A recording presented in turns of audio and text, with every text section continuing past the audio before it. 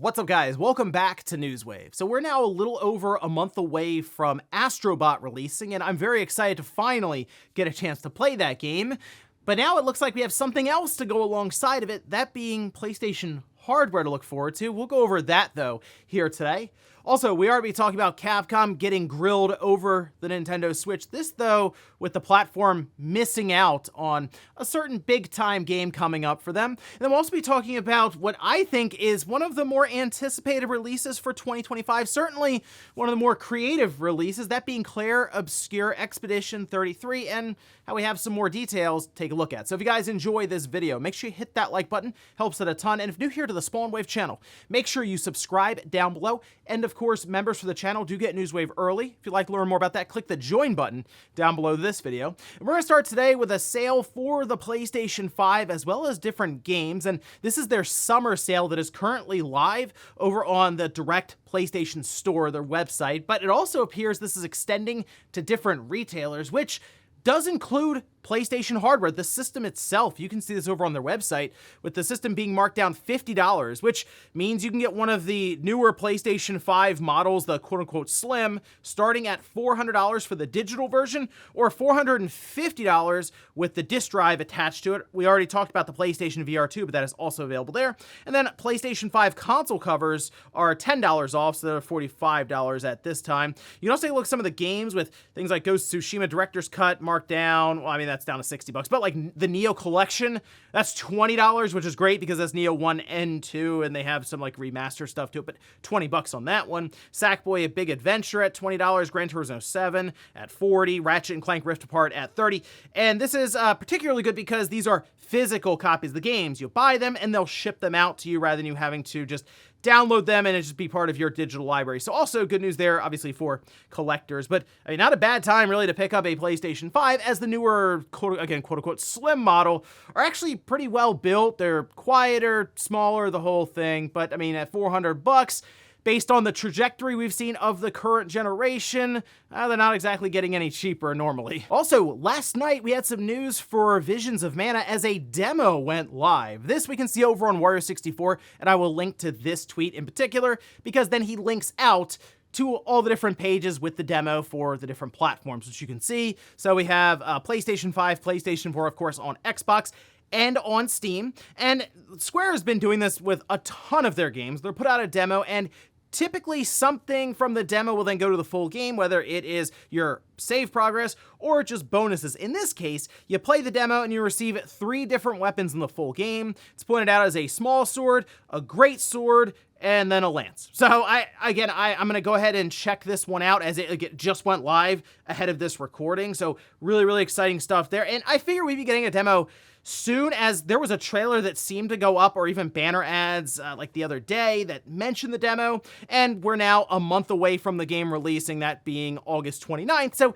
it does make sense that we would see this demo pop up now. But really cool stuff. Looking forward to Visions of Mana at the end of August, but I'll definitely be checking it out here with the demo right away. Today's video is sponsored by Nyxi. Take a trip back to the past with the new retro-inspired Warrior controller compatible with Switch, Windows PC, Wii, and even GameCube. It comes with an actual adapter to use on your GameCube or Wii, so it's ready to go right out of the box. The Nyxi Warrior is packed with features like HD Rumble, Bluetooth, and 2.4 GHz wireless connection, 6-axis gyro for motion sensing, and yes, 1-key wake up. Hall effect joysticks are installed so you can leave the stick drift worries behind. I really like the ZR, ZL triggers using Hall effect sensing analog as well, so the controller can track full movement of the triggers, along with giving you the ability to adjust the trigger distance on the fly. Button presses are crisp and accurate with optical micro switches for the face buttons and D-pad, with a drive distance of just 0.3 millimeters and 0 delay of 0.2 milliseconds response time. Having this responsiveness is crucial in games requiring minimal latency. Head over to NyxiGame.com and take advantage of their 3rd anniversary discount today. You can even get special gifts when placing an order over $39. Thanks to Nyxi for sponsoring today's video. And guys, with some of the quick news out of the way, let's get into the bigger stuff. Let's start right away with an announcement for Astro Bot. That game is coming out September 6th, and the more I see about it, the better it looks. It really does look like an awesome time. Team Asobi taking the 3D platforming from Astro's Playroom to the next level here, turning into what you consider a full-fledged game, even though Astro's Playroom it's still a very enjoyable experience, but definitely a smaller overall experience. This is way large with 80 plus levels and then a bunch of additional content to find within those levels. And now it looks like Sony is going a bit further here as they did introduce a new controller themed after Astro Bot that is releasing alongside the game in September. We can actually see the image for it here, as well as a trailer they released. And they say the controller's design features Astro's signature blue accents on the handles and buttons, carved in sci-fi lines, as well as the trademark playful pair of eyes on the touchpad. Some people were commenting on this, looking at that, wondering, okay, is that like a screen on the touchpad? Is it illuminated? No, to my understanding, it's just an image of the eyes. There's no light up aspects here. People were like, oh, now the battery's gonna be dead in an hour. Nothing like that. Just part of the design, part of the paint job, really, if you want to call it that. Starting Friday, August 9th at 7 a.m. Pacific in the US and 10 a.m. local time in the UK, France, Germany, Belgium, Luxembourg, Netherlands, Italy, Spain, Austria, and Portugal. Players will be able to pre-order the DualSense wireless controller, the Astro Bot Limited Edition, through direct.playstation.com, and these will be available in limited quantities at $80. And they'll launch alongside of the game September 6th. So I really like this. I mean, the controller, I think, looks awesome. Like the kind of that all-white look at the bottom with the blue accents around it, and yes, even the little eyes on the touchpad. They probably didn't need to do that necessarily, but it's not overly done, I feel like. And this, to me, when I looked at it, I said, you know what, that looks like one of the more unique controller designs that I've seen so far. Like, the Spider-Man one was really cool because it looks like the Spider-Man Red being overtaken by the black symbiote, but this just looks like just Astro Bot, but also kind of the unique aspect where it is all white on the bottom and then the eyes and etched out around the edges. So Concord also looks kind of unique, but that does look more like just a paint job for it. This looks like they just went a bit further with some of the aspects to the controller design, and it shows that Sony is looking into Astro Bot maybe as becoming, I think, just a bigger property for Sony overall. I mean, I think it does work really well as that general audience character, which is something that Sony has still been searching for. It's certainly something I think that can appeal to a larger audience than what typically we get from Sony. So yeah, I'm excited to see how things go for Astro Bot when it comes out September 6th. But as I mentioned, I'll be there day one to pick it up, as well as this controller, which I think I'll even do a video where we'll unbox it and see what it looks like in person. Next up, let's talk about Capcom, as we had previously gone over some questions that were asked of them by investors, which one actually talked about Mega Man, and to me, they really need to figure that out. Capcom does. They need to come up with ways to get Mega Man out there more frequently in terms of new original games, as they just seem to be doing collection after collection after collection. And based on what happened with Battle Network Collection, it did pretty well. So yes, let's get Mega Man figured out. But they were also asked about one of their big games coming up, which of course is Monster Hunter Wilds, and what exactly is going on with the different platforms it's releasing on. Specifically, you can see this posted up. This was over on My Nintendo News, who had the quote, with the question being, you have announced Monster Hunter Wilds for PlayStation 5, Xbox Series X, S, and PC, but not for portable platforms like the Nintendo Switch. Will this game be limited to these non-portable consoles? I want to point out, first of all, though, PC is now portable technically. I mean, you could put it on Steam and it would be then on, like, you assume, compatible with the Steam Deck, the ROG Ally. I mean, there are many portable PC systems now, but obviously they're just thinking at this time, okay, Nintendo Switch, it's a specific SKU, a specific system, specific platform that you can develop for, put out there with a massive install size. Well, we have Capcom here saying, one concept we've incorporated into this title is aiming to portray the maximum of the world of Monster Hunter by utilizing the latest technologies to its limit. To that end, the platforms capable of realizing that concept are currently PlayStation 5, Xbox Series X, S, and PC. Going forward, we will provide more thorough details regarding these concepts and themes when we release information on the game. We hope you look forward to it. So, I mean, we're looking towards 2025 for this game, sure, but if this game was also on the Xbox One and the PlayStation 4, I think there would be a bit more of a case as, okay, why isn't it on the Switch? I think Capcom is they're not trying to outright say it, but basically, hey, the Switch just isn't necessarily up to the level to be able to run this game well enough for us correctly, all right? And that's sort of where they are. They're kind of in this in-between period now where, yes, there is a new Monster Hunter game coming up, but also they're waiting for Nintendo to release the next hardware, and then I think you could see Monster Hunter Wilds go to that platform, or they stick with what they're doing now, where they do have seemingly two different lines of Monster Hunter games going. One that, yes, goes to PlayStation 5, Xbox, PC, like a Monster Hunter World. And then on the other side, you have a Monster Hunter Rise that's specific to Nintendo, and then eventually gets ported to the other systems. So really they have multiple Monster Hunter releases constantly without having to do release after release after release after release every year, every other year, just to kind of keep up with sales numbers. I do wonder though if they can get Monster Hunter Wilds over to Nintendo's next system. Maybe let's say Nintendo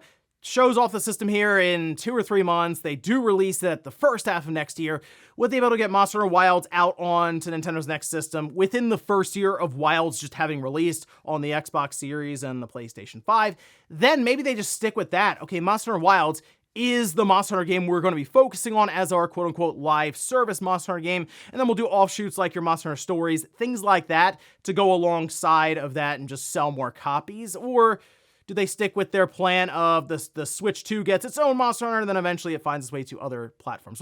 We'll find out, but certainly investors, they did not forget. They're looking at that Switch install size, and they're like, hey, how do we get Monster Hunter Wilds over there? They're not there to develop and put the game out there. They're just asking questions that are related to money and trying to sell more copies. Next up, let's talk about one of the more exciting and surprising reveals that came out of Summer Game Fest just a few months ago, and that was Claire Obscur Expedition 33. Because when they were first showing it, I was like, okay, this looks good visually, but then they broke off into the gameplay, and it was a turn-based RPG, which we're seeing a lot of companies that are traditionally known for turn-based RPGs to get away from that because they believe that the higher fidelity visuals don't really make a lot of sense. They kind of clash with that idea. Well, at least for Expedition 33, not the case. And now we have a PlayStation blog that goes a bit more into some of the details with the developers behind this game. And we can see some of the trailer here for it, as well as I'll go down some of the details that were summarized here from that blog post, which I'll also link down below in the sources. But to start, of course, turn-based RPG with high fidelity graphics, and they look good. Visually speaking, this is an impressive looking game. It is inspired by Final Fantasy, the Tales series, Persona, and yes, they did name drop Lost Odyssey. Specifically, they point out things like the user interface and the dynamic camera, which, as soon as it said dynamic camera, I thought of Lost Odyssey immediately. So if you've played Lost Odyssey, you know that when you choose, for example, an attack for Kaim, who's the main character, as soon as it's his turn to attack, the camera sort of goes in this low angle, and then they have it just kind of bounce around while he's running at the enemy, sort of just convey the grittiness and the action to his motions here. I like that, and based on what they were showing in the trailer, I totally see what they're saying here with something like a Lost Odyssey as inspiration, and I really like that. That this is sort of that next level to me of turn-based RPG, and it's so funny because Lost Odyssey kind of started to figure it out. They just needed to go to the next level. So yeah, hearing that, it does kind of click into place here for me. There's a reactive battle system, which means dodging and parrying, that sort of thing, will be key. So you will have different prompts, I'm sure, that pop up that are like, okay, press a button at this point so you can interact and defend yourself, or maybe even do more damage based on different attacks. Enemies will have weak points, and apparently you can hit these by aiming your ranged weapons, and again, just playing into more of the interactive elements, despite it being a menu-based, turn-based RPG. There'll be times where it's kind of action-based, kind of woven into it, which is really, really cool. And it sounds like that's playing into the idea of these huge boss battles. So there'll be points on these large bosses, different stages to them, sure, but different points that you hit, and maybe different things will happen throughout that battle to change the course of the environment around you, or just the boss itself. Still aiming for that 2025 release, so I'm hoping it's sooner rather than later. Love to see this game out the first half of 2025. And but again, based on the scope, kind of their ambition around this game, it wouldn't shock me if we didn't see this come out until second half, maybe like the back third of 2025, closer to that holiday season. But I really like what I'm seeing here. It is nice to have this big turn-based RPG to look forward to next year. And while they're not completely gone, we are seeing these menu-based RPGs sort of get pushed more and more into the indie space specifically that you would look for them. Back in the day, we did have these big-budget turn-based RPGs, and yes, that was technically like PS3, 360 days where it was more consistent. But even during the Xbox One and the PS4 era, we still had turn-based RPGs. It seems more and more recently, though, we're seeing a bigger push to making things action-based, and Final Fantasy 16 was obviously a big sticking point for a lot of people, even though I thought that game was very good. Yes, they definitely turned away more than ever from what made Final Fantasy back in the day. But yeah, really looking forward to this one. Claire Obscur Expedition 33. If it's not on your list of games to check out in 2025, you might want to put it on it now. And in our last bit of news, let's talk about a sale that is currently live for the Nintendo Switch. This is the Play Together sale, and it is live until August 12th, or August 11th at 11:59 p.m. Pacific time. But we can see the list of games here, which we'll kind of scroll through them, and I did write some down as different highlights to check out. Starting at the top here, we have Switch Sports. That one is 30% off. Remember, we just had an update for it to add basketball into the game, so you can check that out now, take advantage of the discount. Super Monkey Ball Banana Rumble at 25% off. Monster Hunter Rise Deluxe, that's 68% off, so you can get in with Monster Hunter Rise Deluxe Edition for less than 20 bucks now. Kirby's Dream Buffet, 30% off. Clubhouse Games, awesome game here, nice collection of titles, 30% off. We have WarioWare Get It Together, 30% off. Snipper Clips, which is a great game to play with a friend, nice co-op action puzzle game, 30% off. TMNT Shredder's Revenge, another good title to play with a bunch of friends, 35% off. Diablo 3, same deal there, 67% off though. That game has become pretty cheap, as well as Burnout Paradise. That is 80% off. It's like $6 or something, and that is a really fun open world Burnout game. Scott Pilgrim vs. the World, 67% off. And then Unraveled 2, 70% off. Seriously, there are a bunch of games in this sale that are like $8 or $10 or less, and they're high quality titles. So definitely a good sale here to check out on the Nintendo Switch. Again, the Play Together sale live through August 11th. And before we go to the comment of the day, we'll take a look at the poll that I posted up yesterday, where I ask, what system are you currently planning on getting Monster Hunter Wilds for? So 61% are just not interested in Monster Hunter Wilds. Then we have 18% on the PlayStation, 15% on PC, and then 7% on the Xbox. So let's say we have Nintendo's showcase for the next system. Like, I think they're going to do a trailer in a couple of months just to set things up. And then when we get into 2025, we'll have some big direct or show or something to really get into the finer details, as well as announce a slate of games for first year-ish, kind of like what we saw with the Switch now, but way back in January 2017. And if that's the case, it wouldn't shock me if Monster Hunter Wilds was there. And then I'll be curious, we'll run this poll again and see how many people go, oh yeah, now I'm getting it for the Switch too, or if their minds change or something there. But yeah, this lines up otherwise. I was thinking PlayStation or PC, probably leading platform currently. And we'll finish up with the comment of the day, as you're seeing here. This is from Hacker2090 saying, PSVR 2 not being backwards compatible with PSVR 1 games, as well as costing as much as a PS5 console, made it really dead on arrival. I wanted to get one, but since I discovered that it will not run PSVR games, so I wouldn't be able to play RE7 and Until Dawn, I decided not to buy it because it really shows that Sony have no idea what they're doing with VR. I did see that quite a bit, and maybe I could have put that in as another reason, it not being backwards compatible with PSVR 1. And it was, people explain, hey, it would be a significant challenge because of how different the hardware, specifically things like the touch controller stuff, were from the original VR. The PlayStation VR, you had to use like the Move controllers. It was kind of just thrown together by Sony at the time, kind of to see how it would go over.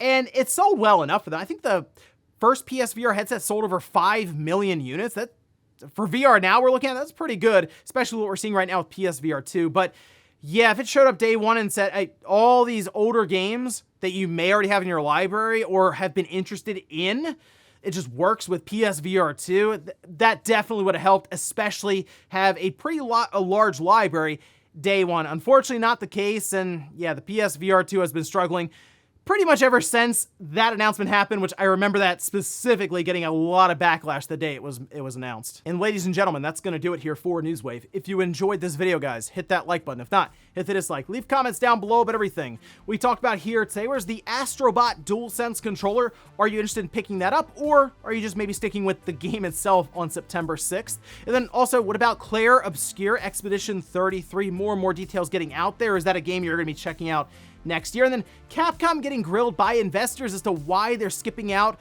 on the Switch when it comes to Monster Hunter Wilds. Do you think that's something that Capcom is maybe waiting in the wings right now for that Switch 2 announcement so they can follow up with a Monster Hunter Wilds Nintendo Switch 2 reveal? Thanks guys for watching, and I'll see you next time.